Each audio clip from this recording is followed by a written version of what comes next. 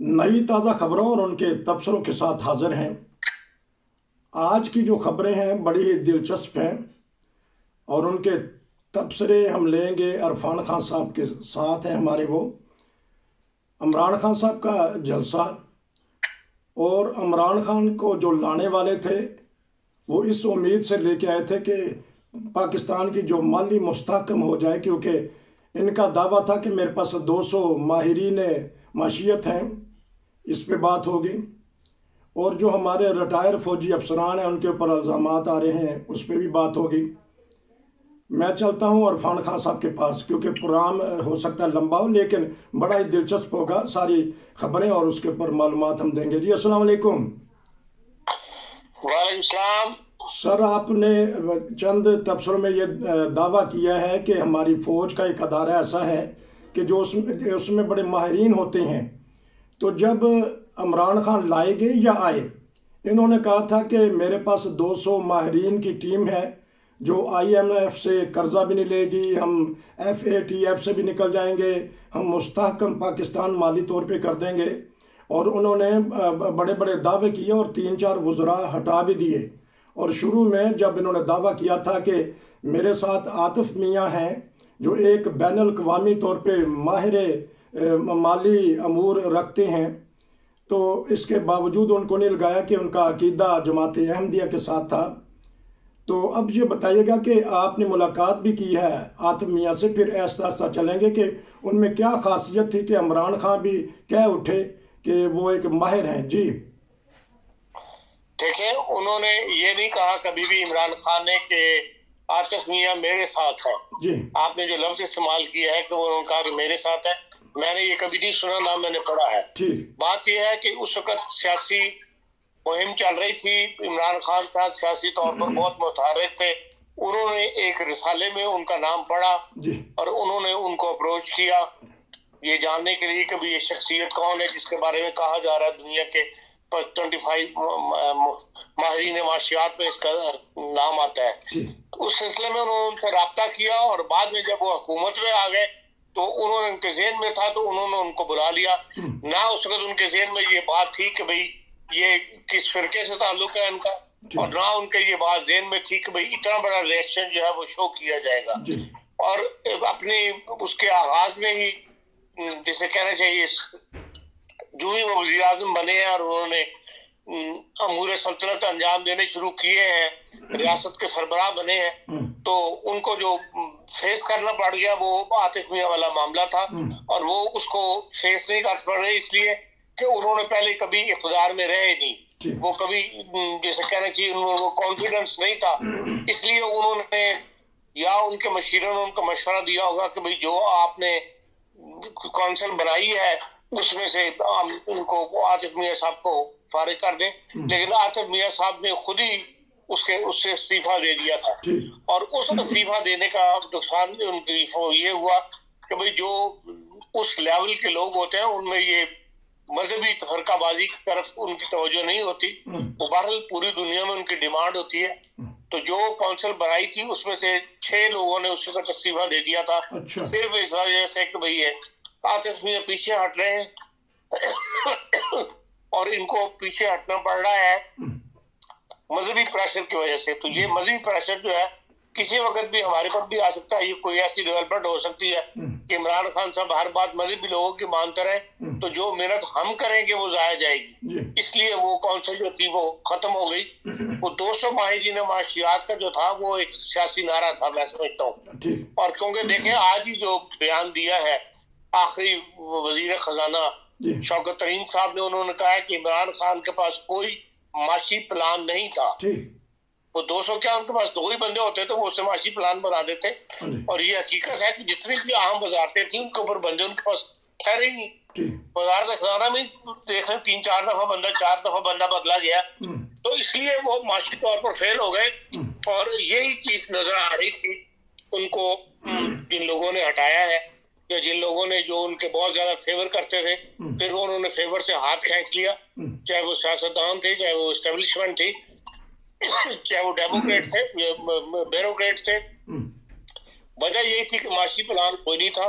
اور خسارہ جو ہے وہ بڑھتا چلا جا رہا تھا، اور یہی وجہ بنی ان کو تبدیلی کی جو مین بات ہے جو سامنے آئی ہے. تو کیونکہ میں نے تصویر آپ کی ان کے ساتھ دیکھی، تھوڑا سا ذکر ان کا کر لیتے ہیں عاطف میاں کا، تاکہ ہمارے جو ناظرین ہیں وہ سننا بھی چاہتے ہیں. تو وہ دیگر ممالک کو ماہرانہ دیتے ہیں رائے وغیرہ، تو آپ نے کیسا ان کو پایا اور چھوٹی عمر میں ان کی ترقی؟ میری ان سے مختصر ملاقات ہوئی تھی فیلاڈیلفیا کے اندر، ٹھیک، اور کوئی پہلے سے پلان نہیں تھی کسی گیدرنگ کے اندر. وہ بھی موجود تھے، میں بھی موجود تھا، اور وہاں پھر ہمارا آپس میں نے جا کے ان سے رابطہ کیا. وہ تو مجھے نہیں جانتے تھے، بہرحال میں نے اس سے جا کے ملا، اور پھر ہم نے کچھ وقت جو ہے وہیں ایک ساتھ ہی گزارا، چاہے وہ نماز کا وقفہ تھا یا آپس میں جو گفتگو تھی. اس کے دوران ہم نے آپس میں جو ہے وہ ایک دوسرے سے تعارف حاصل کیا. کچھ میں نے ان کو جرمنی کی تفصیل بتائی. باقی جو وہ اس لیول کے آدمی ہے کہ بھئی نہ میرا معاشی طور پر وہاں تک اپروچ ہے، نہ میں کوئی ایسی گفتگو ان سے کر سکتا ہوں دنیا کی معاشیات سے متعلق، جو بہرحال ان کی شخصی تعارف جسے کہنا چاہیے وہ ان سے میرا یقیناً ہوا تھا.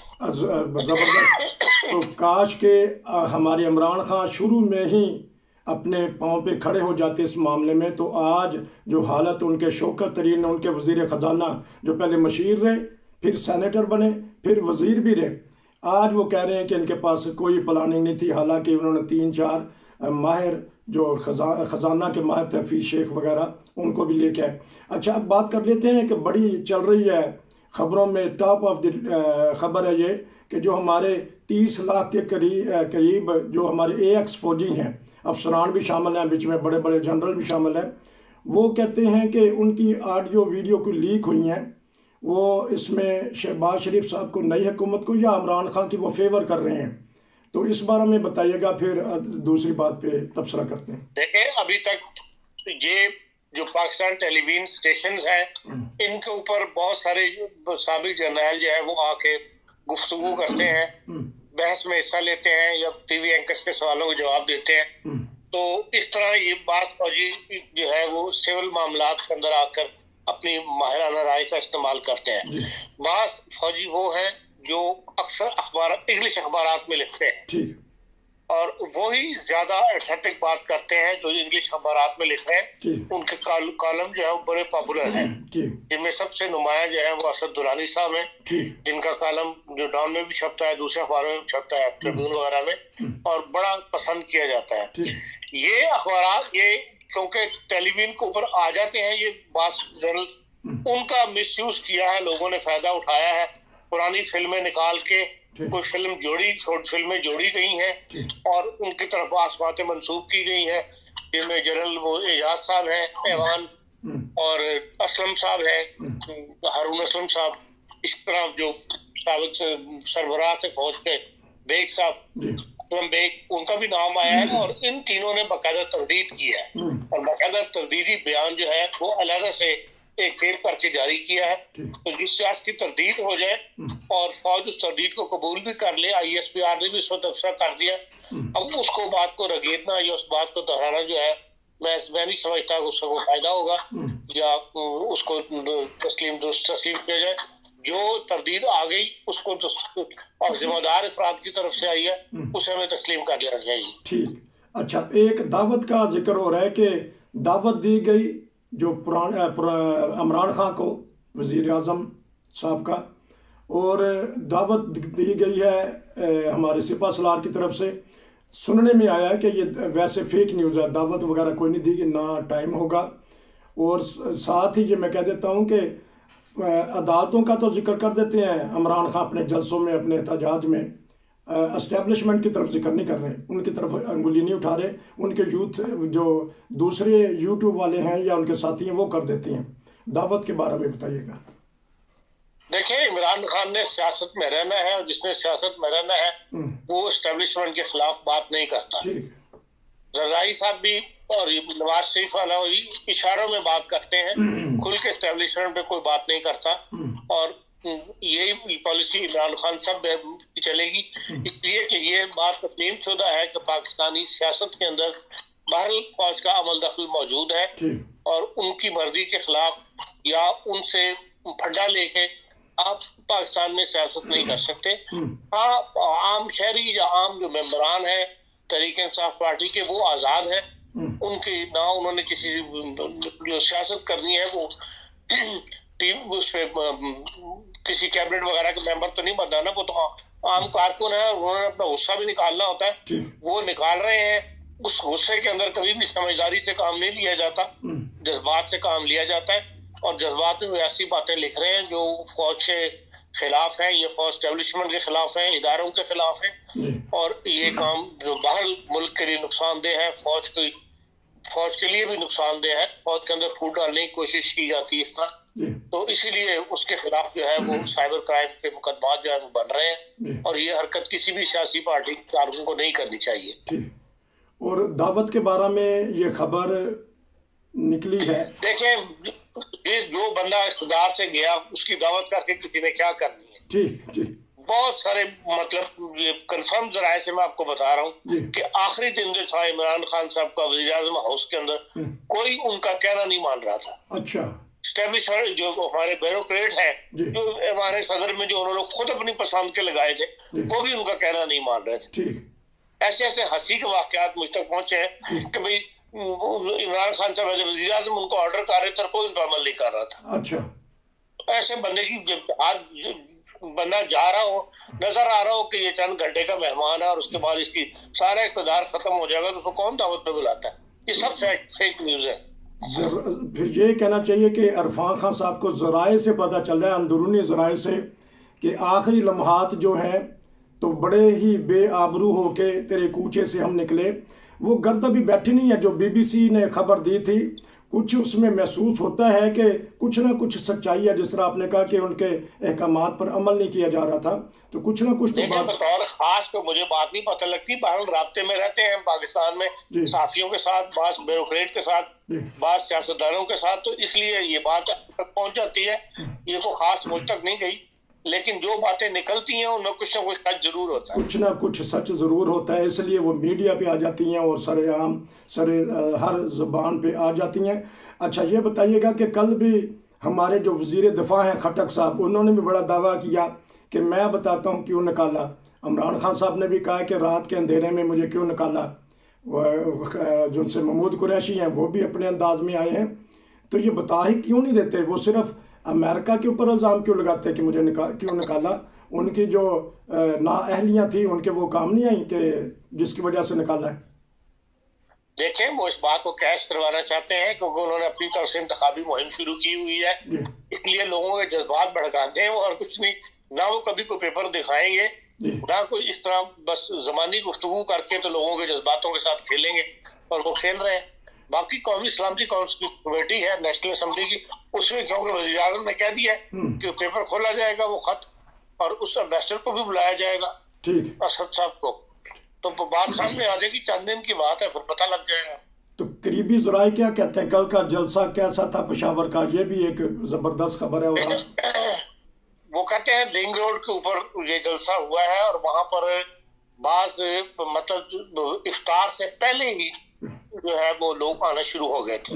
یہ بات صحیح ہے, اور کافی بڑا جلسہ تھا, اور لیکن یہ کہ بد انتظامی بہت تھی, کیونکہ اچانک انہوں نے اعلان کر دیا کہ 3 دن کے بعد جلسہ رکھ لیا. پھر یہ ہے کہ خواتین عام طور پہ پشاور وغیرہ کے جو صوبہ سرحد کے جلسے ہیں ان میں شامل نہیں ہوتی, اس لیے انہوں نے جو عورتوں کا پیویلین تھا وہ بہت چھوٹا سا بنایا تھا, لیکن وہاں پر عورتیں جو ہے وہ اس سے پہلے پہنچنا شروع ہو گئی تھی, روزہ کھلنے سے پہلے, اور عورتوں نے وہاں روزہ افطار کیا. اور عمران صاحب آئے 10 بجے کے بعد, اس لیے وہاں پر کہتے ہیں کافی بھڑبڑ تھی. وہ عورتوں کی جگہ جو تھی وہاں پر پھر کافی پولیس کو کنٹرول کرنا پڑا, پھر پولیس کی لڑائی بھی ہو گئی. اس لیے پھر لوگوں نے جو صحافیوں کے لیے جگہ بنائی گئی تھی وہاں پہ بھی قبضہ کر لیا. تو پھر ظاہر ہے ٹی وی کیمرے والے ان کے ساتھ 100 چیزیں ہوتی ہیں, تو اس لیے بد انتظامی جو تھی وہ جلسے میں کافی تھی. اور بس یہ ہے کہ انہوں نے عمران صاحب نے اپنی بھڑاس نکال لی, لیکن یہ ہے کہ پورے صوبے سے لوگ وہاں اکٹھے کیے گئے تھے, خالی پشاور کے لوگ نہیں تھے. اور وہاں پہ بعض صحافیوں نے جو ہے لوگوں سے انٹرویو بھی کیے, تو وہ تحریک انصاف کے ممبر نہیں تھے. وہ کہتے ہیں ہم ویسے ہی جلسے کے لیے آ گئے, اس کو سننے کے لیے. یہ جو کہانی لے کے بیٹھا ہوا ہے شاید اس کے بارے میں یہ کچھ بیان کرے. لیکن یہ بات کے بارے میں، ہاں جی یہ بات تو ضرور ہے کہ اس لیے مطلب یہ ہے کہ وہاں خالی تحریک انصاف کے ممبر ہی نہیں آئے تھے، عام لوگ بھی وہاں موجود تھے. اچھا میں کہنا یہ چاہتا ہوں، یہ بات ضرور ہے کہ عمران خان مجمع ضرور اکٹھا کر لیتے ہیں لوگوں میں، وہ مشہور ہے، شخصیت ان کی ایسی ہے کرزماتی کہ لوگ ان کے گرد جمع ہو جاتے ہیں. تو اسی جو ان سے لوگ ان کے گرد جو قریبی جمع ہوئے ہیں تو لگتا ہے کہ کشتی بھی انہوں نے ڈبوئی ہے. یہ بتائیے گا جس طرح آپ نے کہا کہ امریکہ کو وہ للکار رہے ہیں، کسی زمانہ میں تحریک لبیک والے کہہ رہے تھے کہ فرانس کے سفیر کو نکال دیں، لیکن انہوں نے نہیں نکالا. انہوں نے کہا کہ نہیں، کیونکہ ہمارا سارا دارومدار درآمدات کا یورپ، امریکہ اور یورپی یونین سے ہے. تو انہوں نے فرانس نہیں نکالا، ہڑتالیں کروا دیں، خندقیں کھدوا دیں، تو ایک دم یو ٹرن لیا کہ یہ امریکہ میری حکومت کرانا چاہتا ہے، اس نے کرائی ہے. دیکھیں الزام لگانا اور بات ہے، ملک نکال دینا اور بات ہے. ٹھیک، چاہے کسی کے ملک کے ساتھ نہ بھی آپ کی تجارت ہو، کسی ملک کا سفیر نکال دینا کوئی چھوٹی سی بات نہیں ہے. اور اس لیے یہ سفیر کبھی بھی کسی کو نہیں، بہت ہی ساز و ناظر آپس میں دشمنی ہو یا کوئی سٹیپ اٹھانا ہو تو عام طور پر سفارتکار کو نکال دیتے ہیں جو چھوٹے لیول کے ہوتے ہیں، کیونکہ ایمبیسی کا سٹاف بھی تو ہوتا ہے کہ نہیں ہوتا. ایک علامتی طور پہ یہ کارروائی کی جاتی ہے، اور ملک کے سفیر کو نکالنا تو بہت بڑا اقدام ہے. تو یہ کبھی بھی مطلب نہ پاکستان یہ جرات کرے گا، نہ یہ پاکستان کا کوئی بھی ایسی ضرورت نہیں کرتا کہ کسی کے ملک کو سفیر کو نکال دے. باقی یہ کہ عمران خان صاحب اس کو کیش کروائیں گے اور وہ اپنے جلسوں میں اس کا یقیناً ذکر کریں گے. اور اس کی وجہ یہ ہے کہ بھائی انہیں پتہ ہے کہ ہم جذباتی قوم ہیں اور لوگ جو ہے جلدی اس میں آ جاتے ہیں. اس کو کسی وقت یہ بھی ہوتا ہے کہ وہ اس کو پھر مذہبی کارڈ کی طرف حوالہ دے دیں، اس سے جوڑ دیں، اور تاکہ لوگوں کو اور بھڑکائیں وہ اور جلدی سے جلدی انتخابات ہوں.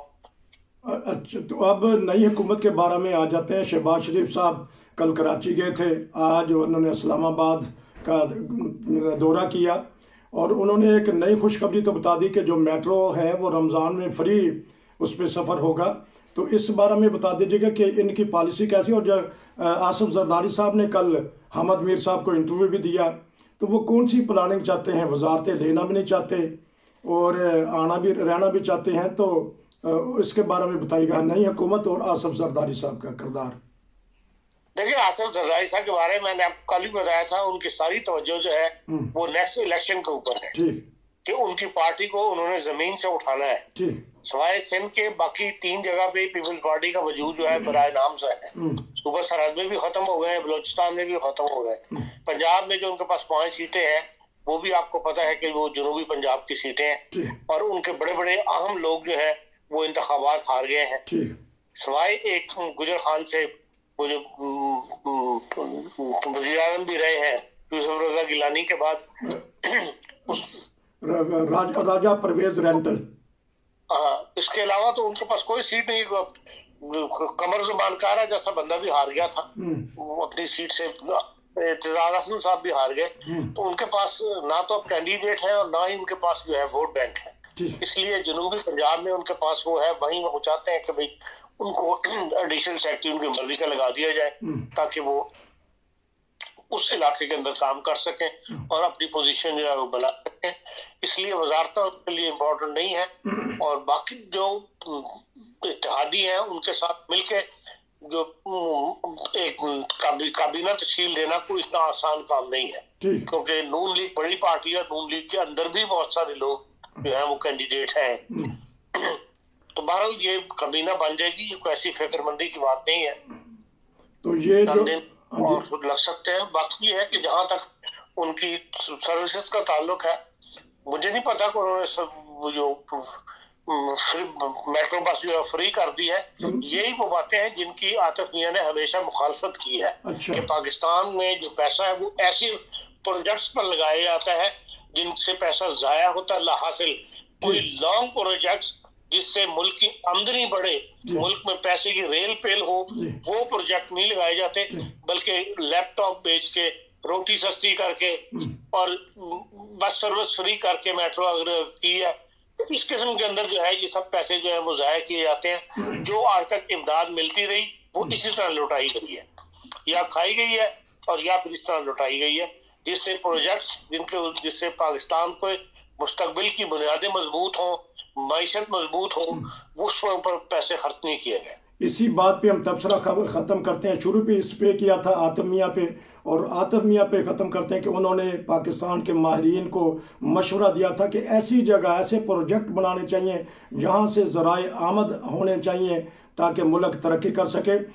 خان صاحب آپ کا شکریہ، لیکن عالمی خبریں آپ کی طرف سے رہتی ہیں، جنگ کی خبریں رہتی ہیں، فرانس میں انتخاب ہوئے ہیں اس کی خبریں رہتی ہیں، جرمنی کی خبریں بڑی مشہور ہوتی ہیں، وہ آپ کی طرف سے رہتی ہیں۔ انشاءاللہ ہم آپ سے بین الاقوامی جو حالات ہیں اس کے اوپر ایک بھرپور تبصرہ لیں گے، اسرائیل کیا کرنا چاہتا ہے، امریکہ کیا کرنا چاہتا ہے۔ تو یہ تھا آج پاکستان کے حالات پہ ایک خصوصی تبصرہ۔ نصیر کو اجازت دیجیے، خان صاحب آپ کا شکریہ، السلام علیکم۔